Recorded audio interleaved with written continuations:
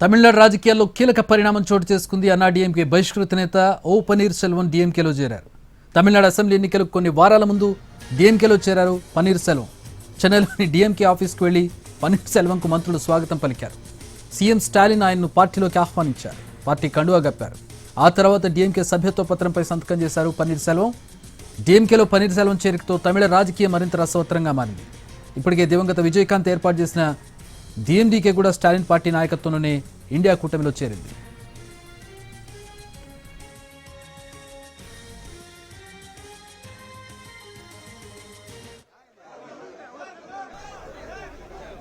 పన్నీర్ సెల్వంకు దక్షిణ తమిళనాడులో మంచి పట్టుంది. ముకుల్థోర్ కమ్యూనిటీలో ఆయన బలమైన నాయకుడు. అంతేకాదు 3 సార్లు తమిళనాడు సీఎంగా పనిచేశారు. మాజీ సీఎం జయలలితకు వీర విధేయుడు. ఆమె ఉన్నప్పుడు వెలుగు వెలిగారు. జయలలిత జైలుకి వెళ్ళినప్పుడు సీఎం పదవిలో ఓపీఎస్ని కూర్చోబెట్టారు.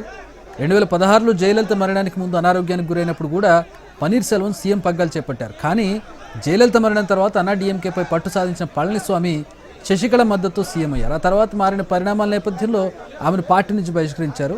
2022 జూలైలో పన్నీర్ సెల్వం అతని అనుచరులను అన్నాడీఎంకే బహిష్కరించింది. 24 లోక్సభ ఎన్నికల్లో బీజేపీ నేతృత్వంలోని ఎన్డీఏ మద్దతు స్వతంత్ర అభ్యర్థిగా రామనాథపురం లోక్సభ స్థానం నుంచి పోటీ చేసి ఓడిపోయారు పన్నీర్ సెల్వం.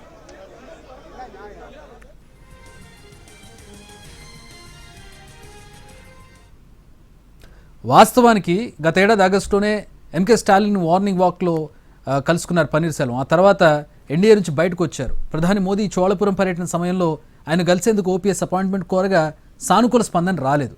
అన్నాడీఎంకే ర్యాలీలకు కూడా పన్నీర్ సెల్వానికి ఆహ్వానం లభించలేదు.